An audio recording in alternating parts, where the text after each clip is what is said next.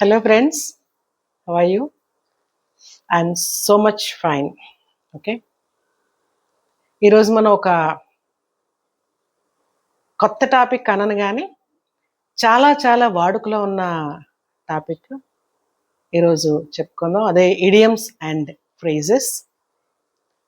ఓకేనా? వీటిల్లో తెలుగులో కూడా మనకి జాతీయాలు, నుడికారాలు అని అంటారు వీటిని. ప్రతిరోజు మనం వాడుతున్న పదాలే. అయితే ఇందులో వాడే పదాల్లో ఏంటంటే విడివిడిగా ఏ పదానికి ఆ పదం తీసుకుంటే అవి ఇచ్చే అర్థం వేరుగా ఉంటాయి. అంటే లిటరల్ మీనింగ్ వేరుగా ఉంటుంది. ఒక గ్రూప్లో వాడేటప్పుడు అవి కన్వే చేసే మీనింగ్ ఇంకొకలా ఉంటుంది అనమాట. ఫర్ ఎగ్జాంపుల్ చూడండి, చేతులు కాలేక ఆకులు పట్టుకోవడం.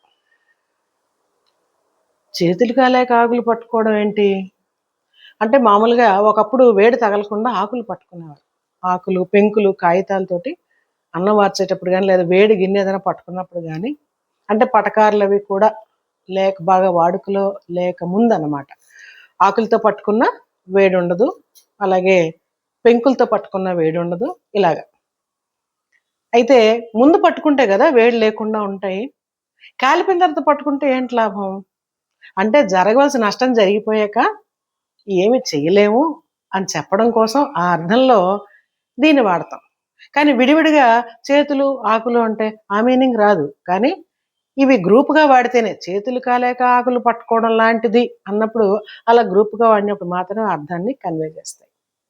ఓకే, అలాగా చెవిలో పూలు పడ్డం, ఇది కూడా చాలా సర్వసాధారణంగా అందరం వింటూనే ఉంటాం. చెవిలో పూలు పడ్డం. చెవిలో పూలు పడ్డం ఏంటి? ఏ సందర్భంలో వాడతాం అది? నిజంగా చెవి పువ్వులు అర్థాన్ని ఇస్తాయా? ఇవ్వవు కదా. విడిగా చెవి అంటే దాని అర్థం వేరు, పువ్వులు అంటే దాని అర్థం వేరు. కానీ చెవిలో పూలు పెట్టడం అంటే మాత్రం దాని అర్థం వేరుగా ఉంటుంది. అది నేను చెప్పక్కర్లేదు, మీకు అందరికీ తెలుసు. చెవిలో పూలు పెట్టడం అంటే మోసం చేయడం అని, ఏదో చెప్పడం, నమ్మించడం. అలాంటప్పుడు చాలా బాగా పూలు పెట్టారని, క్యాబేజీ పూలు పెట్టారని, ఇలాగ రకరకాలుగా దాన్ని జోక్స్ కూడా వచ్చాయి. సో ఈ ఎగ్జాంపుల్స్ ఎందుకు చెప్పాడు? తెలుగులో కూడా మనం ప్రతినిత్యం మన భాషలో వాడితే నోరు జారడం. ఓకే, నోరు జారడం ఏంటి? నోరు ఎక్కడం జారుతుందా? కాదు కదా. అంటే మాట కంట్రోల్ లేకుండా స్పీడ్గా వదిలేయటం, దానివల్ల అక్కర్లేని మాటలన్నీ కూడా వస్తాయి. దానివల్ల లేనిపోయిన ప్రమాదాలు కూడా వస్తాయి. తొందరపాటుతనం, నోరు జారడం తొందరపడి మాట్లాడడం అనమాట.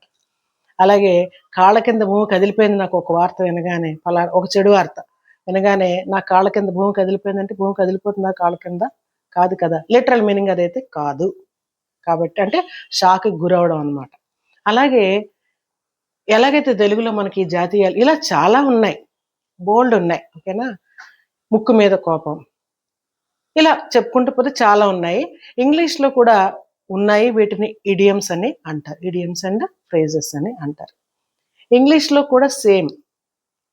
ఇడియమ్స్ అంటే ఒక group of words, not an individual word. Okay, ఒక గ్రూప్ ఆఫ్ వర్డ్స్. అందులో 2 ఉండొచ్చు, 3 ఉండొచ్చు, 4 ఉండొచ్చు, ఉంటాయి. ఈ 4 గ్రూప్లో ఉన్నప్పుడే ఆ మీనింగ్ని కన్వే చేస్తాయి. ఎలాగైతే తెలుగులో ఇప్పుడు చెప్పుకున్నామో ఇంగ్లీష్లో కూడా with in the group of words ఉన్నప్పుడు మాత్రమే ఆ మీనింగ్ని కన్వే చేస్తాయి.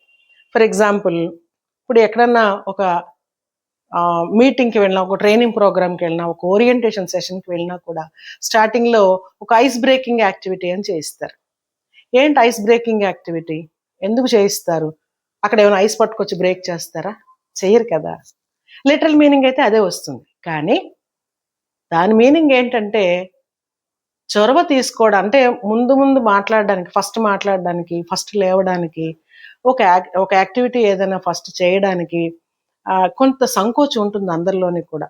అది పోగొట్టడం కోసం, మోటివేట్ చేయడం కోసం ఒక యాక్టివిటీ చేస్తారు. అది ఆ ఐస్ బ్రేకింగ్ యాక్టివిటీ. అంటే ఈ ఐస్ బ్రేకింగ్ అన్నది ఒక ఇడియం అన్నమాట. ఇలాంటి మనకి వాడుకలో ఉన్న ఇడియమ్స్ చాలా ఉన్నాయి. అన్నీ ఒకరోజు డిస్కస్ చేయలేము. బట్ ఈరోజు నేను కొన్ని ఇడియమ్స్, వాటి మీనింగ్ తెలుగులో మీనింగ్ ఇస్తాను. అలాగే విత్ ఇన్ సెంటెన్స్ యూసేజ్ కూడా ఎలా ఉంటుందో ఒక ఎగ్జాంపుల్ ఇస్తాను. అప్పుడు మీకు కాంటెక్స్ట్ కూడా అర్థమవుతుంది. దాని తెలుగు మీనింగ్ కూడా వస్తూ ఉంటుంది. కాబట్టి మీకు బాగా అర్థమవుతుంది. ఎందుకంటే ఇవి ఎక్కువగా ఎగ్జామ్స్లో మీకు ఇడియం ఇచ్చేస్తారు. ఇడియం ఇచ్చి కింద ఆప్షన్స్లో 4 ఆప్షన్స్లో కూడా మీనింగ్స్ ఇస్తారనమాట. ఒక సెంటెన్స్లో ఇడియం ఇచ్చి అది అండర్లైన్ చేయించి దాని మీనింగ్ ఏంటనేది 4 ఆప్షన్స్ ఇస్తారు.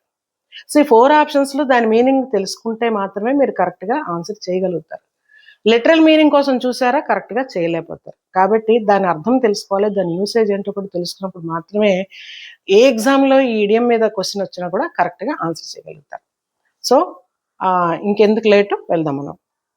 ముందుగా ఇడియం అంటే మీనింగ్ ఏంటో ఒక్కసారి చూద్దాం. నేను చెప్పిందే మరొకసారి చూస్తే, an idiom is a group of words whose meaning is different from the literal meaning of the words.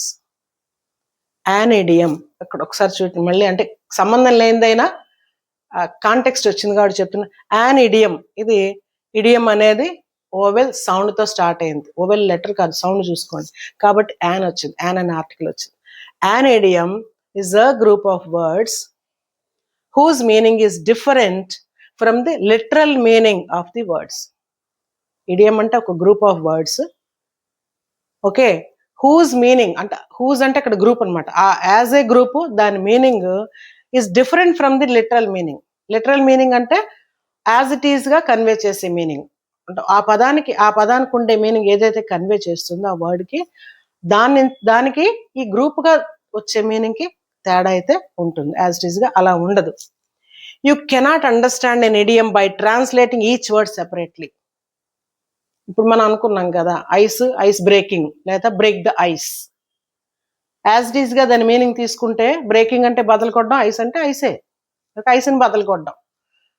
లిటరల్గా దాని మీనింగ్ అలా తీసుకుంటే అసలు ఆ ఇడియం తాలూకా మీనింగ్ ప్రాపర్గా ఆ సందర్భంలో కన్వే అవ్వదు. ఓకే, సెపరేట్గా చూడలేము, ట్రాన్స్లేటింగ్ చేస్తే సెపరేట్గా చూడలేము. These fixed expressions are used informally. అయితే ఇవి ఎందుకు వాడతామంటే, to add colour, flair and efficiency to spoken and written English. ఇవి ఎందుకు వాడతామంటే, లాంగ్వేజ్కి ఒక అందం. కలర్ అంటే కలర్ కాదు, మాట్లాడేటప్పుడు చాలా ఈజీగా, అంటే ఎక్కువ మీనింగ్ని, మన ఎక్స్ప్రెషన్ని, పెద్ద ఎక్స్ప్రెషన్ని చిన్న మాటల్లో చెప్పడానికి, తద్వారా లాంగ్వేజ్ని కూడా డెకరేటివ్గా వాడడానికి ఇది మనం ఈ ఇడియమ్స్ని వాడుతూ ఉంటాం అనమాట. ఇండైరెక్ట్గా మన మనసులోని భావాన్ని చెప్పడానికి కూడా ఈ ఇడియమ్స్ అనేవి వాడుతూ ఉంటాం, అందుకు వీటిని వాడతాము. ఇవి లిటరల్గా ఏ వర్డ్ కా వర్డ్ సెపరేట్గా చూసి ట్రాన్స్లేట్ చేస్తే ఆ మీనింగ్ కన్వే అవ్వదు. యాజ్ ఏ గ్రూప్ మాత్రం తీసుకుంటే దాని మీనింగ్ ప్రాపర్గా మనం కాంటెక్స్చువల్గా వాడగలుగుతాము. సో ఇడియం అంటే ఒక గ్రూప్ ఆఫ్ వర్డ్స్ అనే ఎప్పుడు కూడా గుర్తుపెట్టుకోవాలి. ఓకేనా, ఇప్పుడు ఎగ్జాంపుల్స్ చూద్దాం. ఫస్ట్ బ్రేక్ ద ఐస్, అదే మీకు ఫస్ట్ చెప్పింది అదే, బ్రేక్ ద ఐస్. మీకు ఇందులో ఏది ఇడియం అనేది వేరే కలర్లో ఇవ్వడం జరిగింది. చూడండి, సెంటెన్స్ చూడండి. The teacher told a joke to break the ice. క్లాస్లోకి టీచర్ రాగానే సీరియస్గా లెసన్ స్టార్ట్ చేసి క్వశ్చన్ అడిగితే ఎవరు చెప్పడానికి భయపడతారు. టీచర్కి స్టూడెంట్స్కి ఉండే గ్యాప్ అలాగే ఉంటుంది. ఆ గ్యాప్ పోవాలి, పిల్లలు కలిసిపోయి టీచింగ్లో ఇన్వాల్వ్ అవ్వాలి, లెర్నింగ్లో ఇన్వాల్వ్ అవ్వాలి అంటే ఆ టీచర్ పిల్లలకి దగ్గర అవ్వాలి అంటే బ్రేక్ ద ఐస్, వాళ్ళలోని సంకోచాన్ని పోగొట్టాలి. అలా పోగొట్టాలి అంటే ఒక జోక్ వేశారని అక్కడ అర్థం అనమాట. The teacher told a joke to break the ice. పిల్లల్లో ఆ స్టార్టింగ్లో ఉండే భయాన్ని పోగొట్టడానికి టీచర్ ఒక జోక్ వేశారని ఇక్కడ అర్థం, to break the ice. Okay, next one, piece of cake. Okay, piece of cake అంటే చాలా సులువు, నాకు చాలా ఈజీ. ఒక ఇంటర్వ్యూ జరుగుతుంది లేదా ఒక ఎగ్జామ్ జరుగుతుంది, ఇద్దరు మాట్లాడుకుంటూ ఉంటారు, అబ్బాయి ఎగ్జామ్ చాలా టఫ్గా ఉందనో లేకపోతే నువ్వు రాసావు కదా నీకు ఎలాగుందో అడిగినప్పుడు ఈ క్యాండిడేట్ ఏం చెప్తాంటే, it's a piece of cake for me అంటారు. అంటే నాకు చాలా ఈజీగా చెప్పేసాను, ఇంటర్వ్యూలో చాలా ఈజీగా ఆన్సర్ చేయగలిగానని దాని అర్థం అనమాట. ఇట్స్ వెరీ ఈజీ అని చెప్పడం కోసం అ పీస్ ఆఫ్ కేక్ అని చెప్తారు. అలాగే next one, once in a blue moon. Once in a blue moon అంటే చాలా అరుదుగా అని అర్థం. He visits his parents once in a blue moon. Blue moon ఏంటి, మూన్ అంటే అర్థం ఉంది, బ్లూ మూన్ అంటే లేదు. అలాగే చాలా అంటే దాని అర్థం అలా ఎప్పుడో అప్పుడు చాలా తక్కువ సార్లు వాళ్ళ పేరెంట్స్ని విజిట్ చేస్తాడు అనే దాని అర్థం, చాలా అరుదుగా అని. ఆ అర్థంలో once in a blue moon అని వాడతాం. Okay, so I go to library once in a blue moon, లేదా I visit I watch movies once in a blue moon. ఇలాగ మనం ఎనీ కాంటెక్స్ట్లో ఈ once in a blue moon అని వాడితే చాలా అంటే మీరు చాలా అరుదుగా చేసే పనుల గురించి మాట్లాడేటప్పుడు లేదా చెప్పేటప్పుడు లేదా అడిగేటప్పుడు ఈ ఇడియంని వాడచ్చు. Next 4th one, hit the nail on the head. ఇది చూడండి, hit the nail on the head అంటే మేకుని తల మీద కొట్టడం. ఆ అర్థం తీసుకుంటే ఏమైనా అర్థం ఉందా? తల మీద మేకుని కొట్టడం ఏంటి? కాదు, అంటే కరెక్ట్గా పాయింటెడ్గా చెప్పడం అనమాట. అర్థమయ్యేలా కరెక్ట్గా చెప్పడం అనేది hit the nail on the head అని. సరిగ్గా చెప్పడం అనేది అర్థం తెలుగులో ఇస్తుంది. ఇక్కడ చూడండి, you hit the nail on the head అంటే నువ్వు బాగా అర్థమయ్యేలా చెప్తున్నావు అని. అండ్ మరి I don't know whether I'm hitting the nail on the head or not, I don't know. మరి మీరే చెప్పాలి కరెక్ట్గా మీకు అర్థమయ్యేలా నేను చెప్తున్నానా లేదా అనేది. నాకైతే అర్థం కావట్లేదు. ఓకేనా, మీరు కమెంట్ పెడితే తప్ప నాకు తెలియదు whether I'm hitting the nail on the head or not. Okay, మీరే చెప్పాలి. Next one, under the weather అంటే I'm under the weather today. Weather అంటే ఏంటి? వాతావరణం. I'm under the weather literal meaning చూస్తే ఎలా ఉంది? వాతావరణం కింద ఉండడం ఏంటి? కాదు కదా, అంటే నాకు ఒంట్లో బాగాలేదు, ఐఎమ్ సిక్ అని చెప్పడం అనమాట. ఐఎమ్ అండర్ ద వెదర్ అంటే ఐఎమ్ సిక్ అని చెప్పడం, అస్వస్థంగా ఉండటం అని. ఐఎమ్ అండర్ ద వెదర్, లేదా she's under the weather, that's why she's not attending the meeting or she's not attending the conference అని చెప్పచ్చు. She's under the weather. Okay, next one, 6th one, in hot water. In hot water వేడినీళ్ళు ఎలా ఉంటుంది? Context చూడండి, sentence చూసి మీ context అర్థమవుతుంది. Ravi is in hot water for coming late. వేడినీళ్ళలో ఉండడం. Ravi is in hot water for coming late. లేట్గా వచ్చినందుకు హాట్ వాటర్లో ఉండడం ఏంటి? వేడినీళ్ళలో ఉండడం ఏంటి? కాదు. అక్కడ లేట్గా వచ్చినందుకు ఏంటి చేస్తారు? జనరల్గా అడుగుతారు, ఎందుకు వచ్చావని అడుగుతారు, కోపడతారు. లేకపోతే చిన్నపిల్ల అయితే పనిష్మెంట్ కూడా ఇవ్వచ్చు, లేదా వర్క్ ఎక్స్ట్రా ఇవ్వచ్చు. ఇలా ఏదో ఒకటి ఉంటుంది. లేట్గా వచ్చినందుకు ఏదైనా ఒక ప్రాబ్లమ్ని ఫేస్ చేస్తారు, ఒక మాట అయినా పడతారు, ఏదో ఒక సంథింగ్ విల్ హ్యాపెన్ అనమాట. అంటే అర్థం ఏంటి? సమస్యల్లో ఉండడం, ఇబ్బందులు పడడం, ఏదో చిన్నపాటి ఇబ్బంది అయినా పడతారు అని, పడ్డాడని.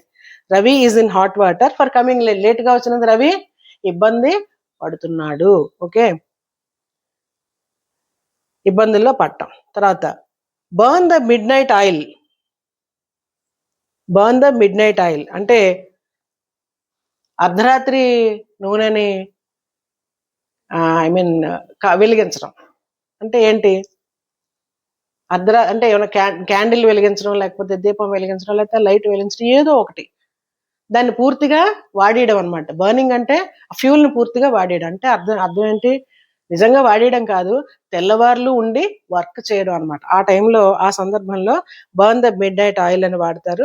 సెంటెన్స్ చూడండి, she burn the midnight oil before exams. She burned, మళ్ళీ టెన్స్ని బట్టి దాన్ని మారుతూ ఉంటుంది చూడండి.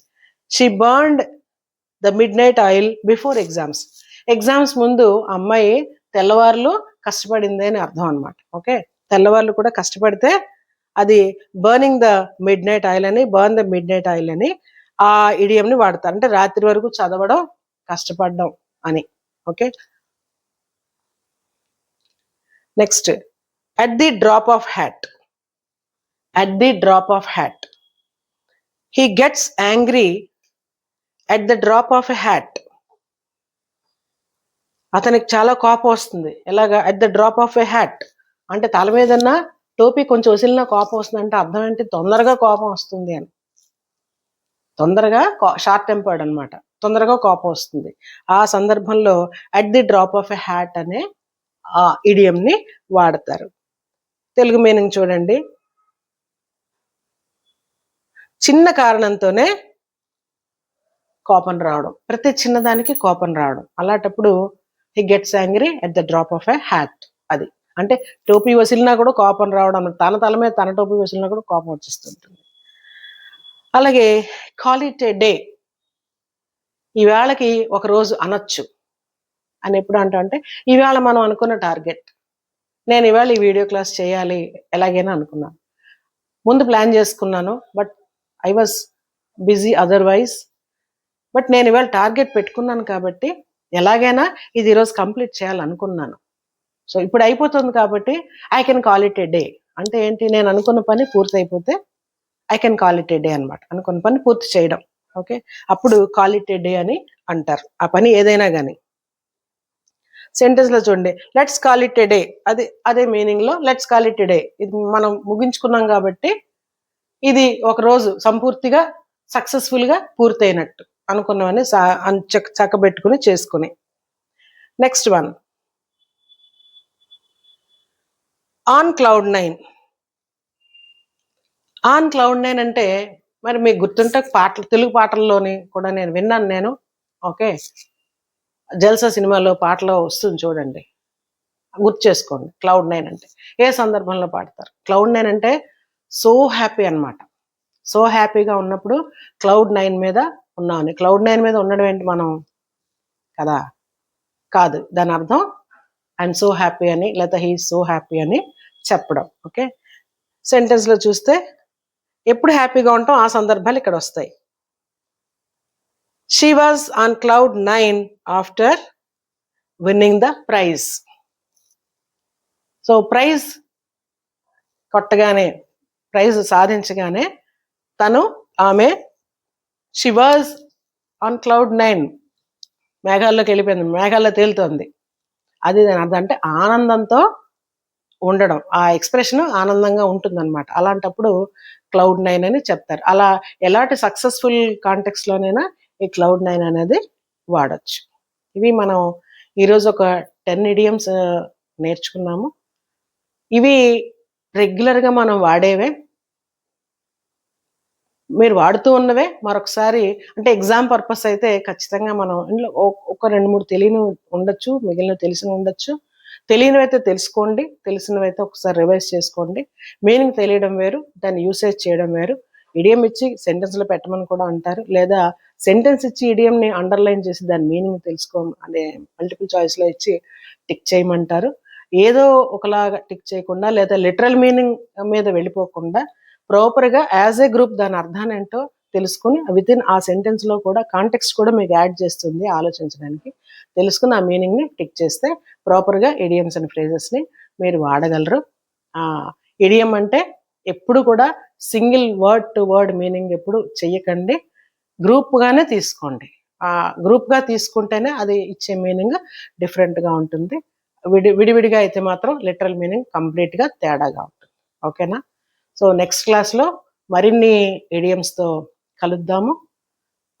For today, thank you so much for watching and share this video to your friends also. Thank you once again. Give your feedback and give your comment. Give it a like. Thank you so much.